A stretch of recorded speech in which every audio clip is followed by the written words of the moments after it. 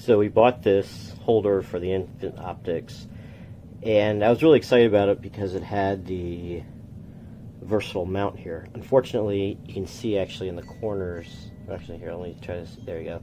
You can see the way it attaches is using this screwable vise, and right now it's screwed in as hard as you can go.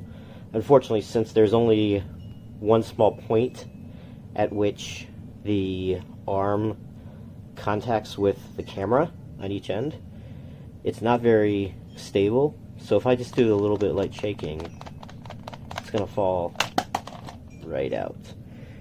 And again, hopefully you're not going to be in an environment where there's a lot of shaking, but it's frustrating not to have that really snug, sturdy fit for this holder. Good idea though, unfortunately, because of this angled contact point, you don't get as much surface area on the camera itself, so it doesn't really hold it in very strongly.